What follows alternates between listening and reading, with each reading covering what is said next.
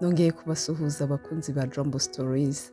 Uyu munsi tugiye kubagezaho igice cya kabiri cy'inkuru yacu, inkuru ikora ku mutima, inkuru y'umukobwa w'imfubyi wanyuze mu mibabaro n'akarengane gakomeye ariko akanga gucika intege.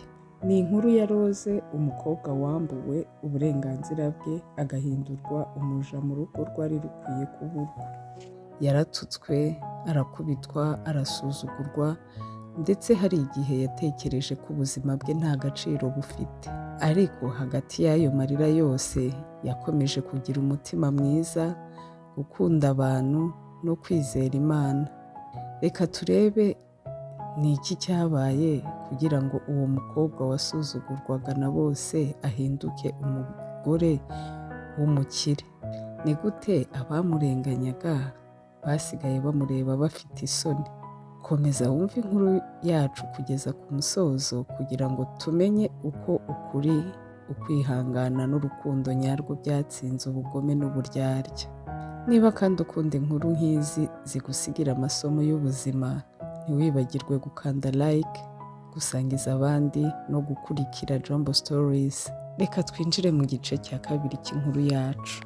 Jye ugiye kuyibagezaho ndi Isimbi Diane Batsinda.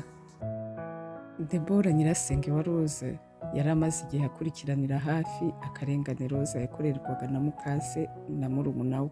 Yagerageje kubaburira ko ibyo bakora bitari byiza kandi ko ubuzima bwa Rose bushobora guhinduka bukarushaho kuba bwiza kurenza ubwa Natasha, ariko Karine yanga kubyumva, aramusuzugura.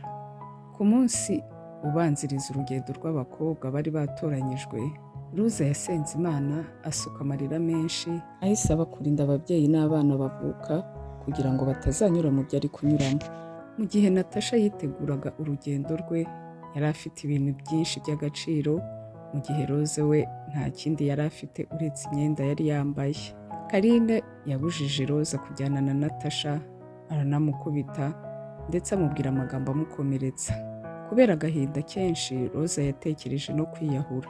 Icyakora Deborah yageze mu rugo, ahagerera igihe amenya ibibazo byose Rose yari afite.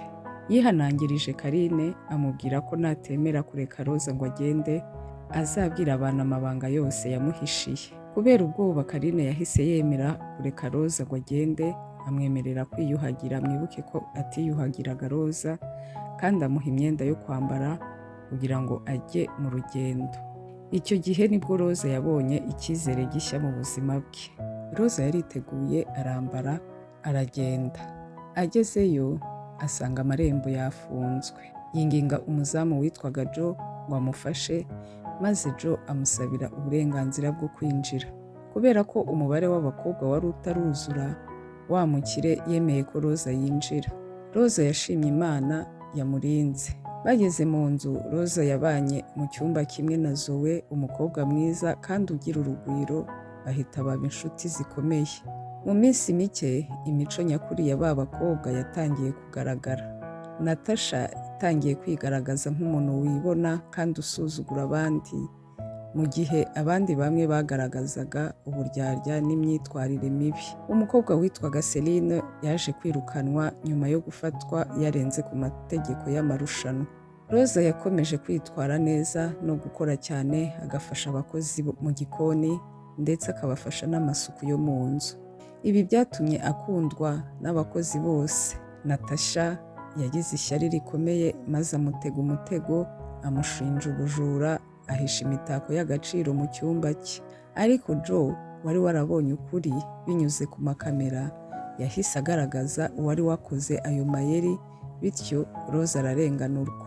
Hagati aho Karine yatangiye gushakisha uburyo bwo gutuma umukobwa we atsinda ayo marushanwa. Mwibuke ko ayo marushanwa ari amarushanwa y'imyitwarire myiza kugira bazabone uzavamwo umugore wa wa mukire. Yagiye gushaka ubufasha ku mupfumu wamuhaye umuti wo gukoresha kugira ngo Natasha yigarurire umutima w'uwo bakekaga ko ari umwana wa wa mukire. Natasha yarawukoresheje, maze uwo mugabo atangira kumukurikira no kumwumvira muri byose, bituma yitwara nk'umwamikazi muri iyo nzu. Muri icyo gihe Rose na Joe bakomeje kugirana ubushuti bwimbitse.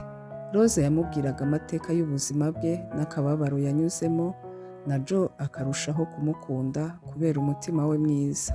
Rose yatangiye kumva adashaka gukomeza ayo marushanwa, asaba Joe kumufasha kubona akazi gasanzwe aho gukomeza guhatanira gushaka umugabo w'umuherwe. Joe yamubwiye ko amufata nk'umukobwa w'agaciro kandi yaza kuba umukire yari guhita amusaba kumubera umugore. Rose yamusubije ko urukundo rw'ukuri rutishingikiriza ku bukire, ahubwo rushingira ku mutima mwiza no gufashanya kubaka ejo hazaza. Mu gihe Natasha yageragezaga gutsinda akoresheje amayeri n'uburiganya, Rose we yari amaze gutsinda imitima y'abamwegereye akoresheje ukuri, umurava n'urukundo nyakuri. Mwibuke ko Rose yari umukobwa w'imfubyi wanyuze mu buzima bugoye cyane nyuma y'urupfu rwa se Felix. Yararenganyijwe, atotezwa na Karine n'umukobwa we Natasha, bamugira umuja kandi bamwima uburenganzira bwe. Nubwo yabayeho mu mibabaro, Rose yakomeje kurangwa n'umutima mwiza, kwihangana no kwizera Imana. Mu gihe umuherwe mukuru yashakaga kumenya umukobwa ukwiriye kurushinga n'umuhungu we Joe, yashyizeho ikizamini cyihishe. Joe yiyoberanyije nk'umuzamu kugira ngo amenye abakobwa bafite umutima mwiza n'abakurikiye amafaranga gusa. Natasha na Zoe bagerageje gushimisha uwo batekerezaga ko ari umuhungu wa wa mukire, mu gihe Rose we yakomeje kuba umuntu mwiza kuri buri wese, harimo na Joe wari wiyoberanyije.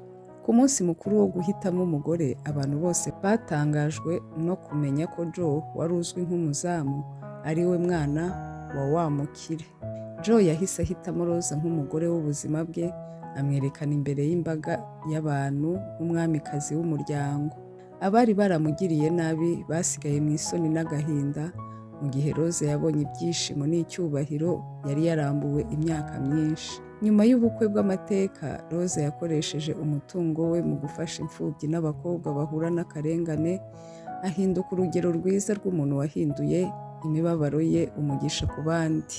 Tugana ku musozo, iyi nkuru iratwigisha ko ushobora kwambura umuntu umutungo ariko ntushobora kumwambura umugisha Imana yamugeneye. Abakurikira amafaranga babona ikimenyetso cy'ubukire, abakurikira urukundo bakabona umutima w'ubumuntu.